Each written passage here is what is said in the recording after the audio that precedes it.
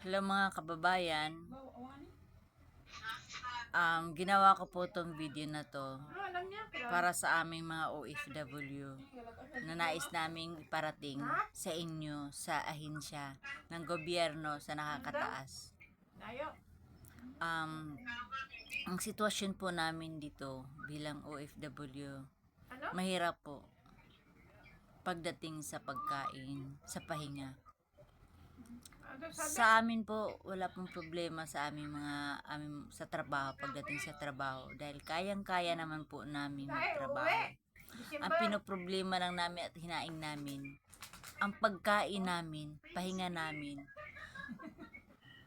2 years po ang gugulin namin dito. Opo, ginusto po namin to.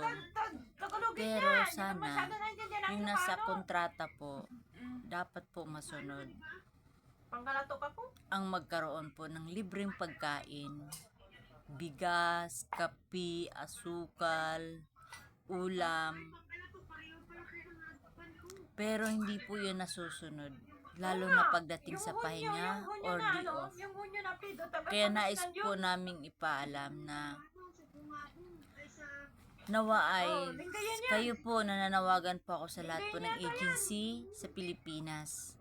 Tulungan mo naman po kami. Kayo na po mismo ang magsabi sa mga magiging employer namin na kailangan nila sundin at tuparin na mag-day off ang isang katulong kasambahay o sa pamilyan.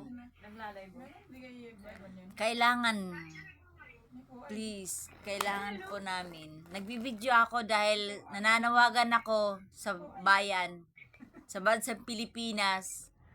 Lagi na nga yung sinasabihan nila.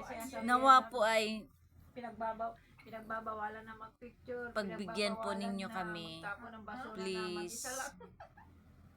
Dahil kailangan po talaga namin ng pahinga. 2 years po ang trabaho namin, ang kontrata namin. Sa 2 years, wala kaming day off. Oh Lord. Kaya dami po nagkakasakit. Hindi naman kami nagpipicture kasi. Dami po nagkakasakit ng mga Pilipina. Nagpipicture sa loob ng bahay. Sinabihan siya ni babae. Kaya maawa po kayo. Hindi ako na mahilig magpicture. Sana po ay matupad po yun. Siya, nakita yung TikTok Na niya. magkaroon po ako ng Tapos yung nabuksan yung nagkaroon po kami ng day niya. off po. Ayun. So, yun lamang po. Maraming salamat po. Day off po ang kailangan namin. Na-search niya. God bless po.